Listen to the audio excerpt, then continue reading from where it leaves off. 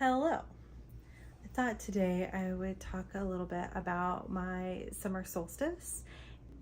If you've been here before, maybe you know that around the winter solstice, just before, a few days before the new year, I like to go and just take some time to myself and think about, reflect really on the year that's gone before and think about what I want to accomplish, to manifest, how I want to feel in the incoming year. And so in December, around the winter solstice, I set a list of goals, priorities, intentions for the year to come. And I thought for summer solstice, I would do a check-in with myself. And I thought I would go back. Last year, I went into the woods. I tend to go into the woods for the winter solstice just because it's my happy place. It's where I feel good and playful and magical, and the smells are divine. There's something about, I live at the base of the Sierra Nevadas. There's something about that mountain range that is just home to me. And it's easy for me to drop in and to connect with my inner voice and what my heart desires. And so I thought I would go and do the same thing for the summer solstice. And this time I decided I was going to check out an area of Sequoia National Park. That's where I usually go. I went to Sequoia National Park and I wanted to check out an area of the park that I hadn't been to before. I specifically wanted to go and get some meadow therapy. Meadows are peak summer, like they're only like, they're beautiful all the time, but meadows really hit their peak around the summer. And so I found this loop that seemed easy and would maybe be low trafficked early in the morning. So I got up at 4 o'clock in the morning on a Friday and I drove up into the mountains, and so where I enter is at Kings Canyon National Park, and that connects to Sequoia. So I drove down the General's Highway to my spot at the very southern tip of the park and hiked a spot called Crescent Meadow. And I think I got there around 7 o'clock in the morning, and it was so gorgeous. There were a few cars parked there, probably campers, but otherwise there was no one else walking about. It was just me. And I started walking along the trail, which was paved, which I appreciate accessible trails for those who need them. That said, this is a paved trail with a lot of root damage, like tree roots and plant roots had completely damaged and mottled the trail, so it probably wasn't as accessible. But I find that asphalt is really hard on the joints when you're walking for several hours. So when I came across a sign that said there was another meadow just a mile away, or it was like a mile for the loop, I was like, oh, what's another mile? I'd only gone like a quarter mile. So I went along this other trail, and the ferns, there were so many ferns. I love a good fern. I feel like you only see those in places like in my area of California, it's very dry, and so ferns don't tend to be very prominent because they need a little bit more moisture and a lot of shade cover. And it's a dry, hot area. It's not great conditions for ferns, so having ferns so far south in California is just, it feels like fairyland. I don't know what to tell you. It feels so wonderful. And the next day after I came home, I saw a meme that said, "This is what I mean by a fully furnished home." And it was just a shot. It could have been the same exact spot I was in. It was just ferns everywhere and trees. So furnished, love it. Love a play on words. And It was so wonderful. It just felt magical. And the deeper I went on this trail, the taller and taller the ferns got, to the point where the ferns were definitely well over my head. And being deep in the woods, we have sequoia, these giant sequoia trees is their common name. They're part of the redwood family, but they aren't like coastal redwoods. They thrive in hot, dry conditions, and they are the largest tree in the world by volume is in Sequoia National Park, called General Sherman tree. And they're tall and they're ancient. The ones that you can peg as sequoias, because the baby sequoias don't look, or the toddlers, they don't look anything like their more mature siblings. They look like regular trees, like regular pine trees almost, unless you know what you're looking for. But the giant sequoias are distinct and old. We're talking thousands of years, like 1,000 to 3,000 years old by the time they've reached this size. It's incredible. Now, I'm not a naturalist and I'm not an arborist, so maybe at a few hundred years they reach their peak, but they are so magical and so beautiful and so special. And it's really exciting that I live just in this small postage stamp area where I have access to these really magical, beautiful trees. And one of the things that I love about the sequoias is they require fire for their life cycle. Fire is what opens the pine cones. They need extreme heat. It's what helps clear out the underbrush and clear out any dead wood so that they can grow big and tall and take up space. And if you've ever been on a hike with sequoias, you'll notice that there are so many that have these huge holes in the middle. There's one hike that I do in the High Sierra where there is a tree that's literally half of it has been burned away and it's still alive and it's still thriving. They're that resilient that they can be burned away and still keep on living, keep on growing, keep on taking up space.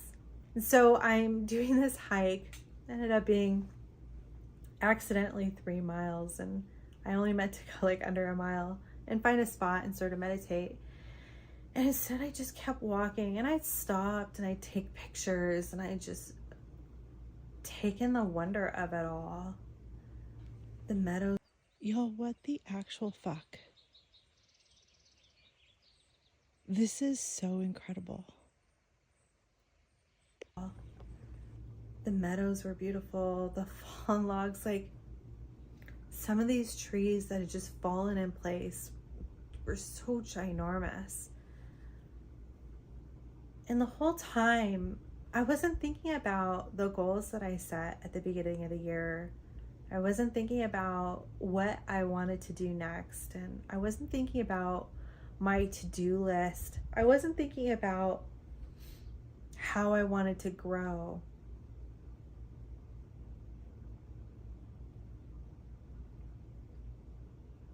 I was just thinking about how grateful I was to have the time and presence to be in that place, to have the privilege and physical ability to take that time to go and be in this wonderful, gorgeous spot.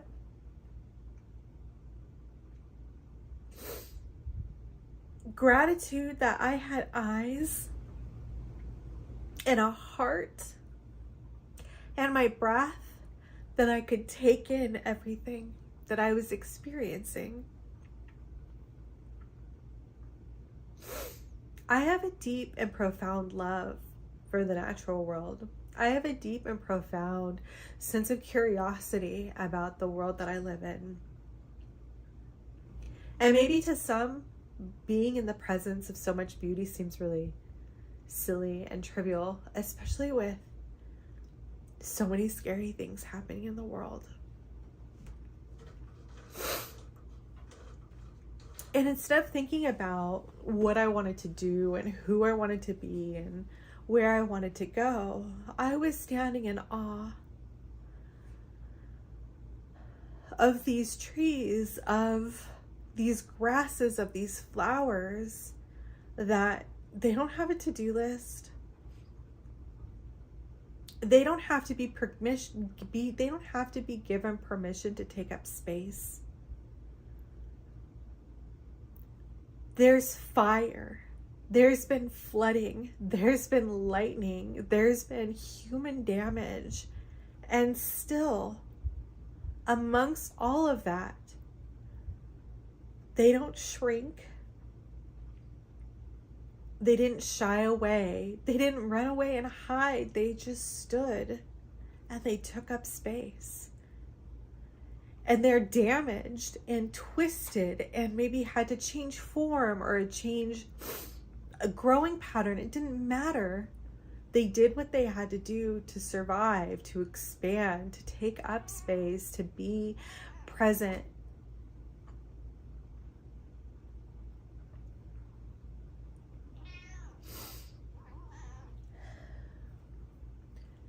And that was just a really powerful moment for me.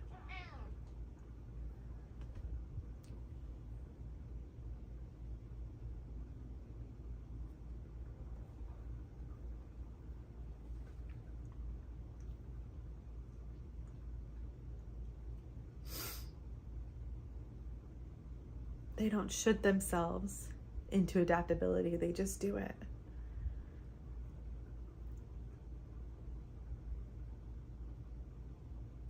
And sure, my experience as a human being is very different from that of a tree, but it can be a lot more simple than I make it. Maybe I didn't hit all of my checklists. Maybe I haven't tried a new recipe in a couple of months. That was one of my goals, is to try a new recipe once a month. Maybe I haven't been as proactive at being self-sufficient and learning new skills because my attention was needed somewhere else, and that's okay. And that's what I love, setting goals or like specifically intentions for the new year, is it's not hard and fast. They're aspirations, they're ideals, but life happens. I don't get a choice on the destruction that comes through my life. I don't get a choice about what family members I lose. I don't get a choice of whether or not I can keep my employment with someone else.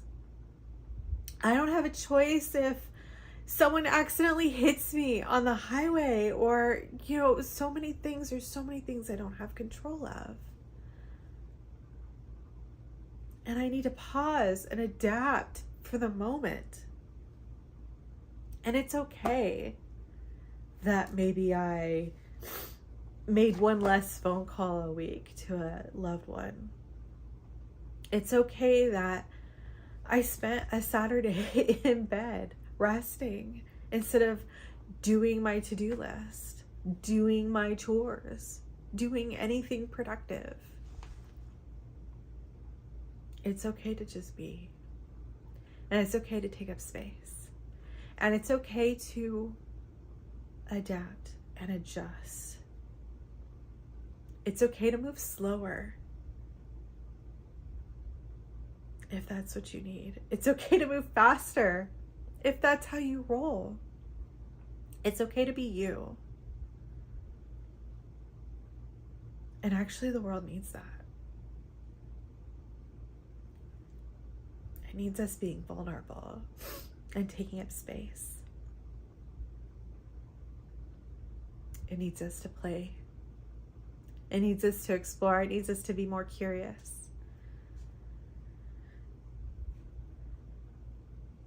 I think that's what I'll leave you with. If there's anything that I would recommend that you do, to support your summer vibes. It's to play more. It's to slow down and be really present with where you are and who you're with and what surrounds you. And if who you're with is just yourself, be really present with that human being, because you need you too. Thanks for joining me today. Until next time.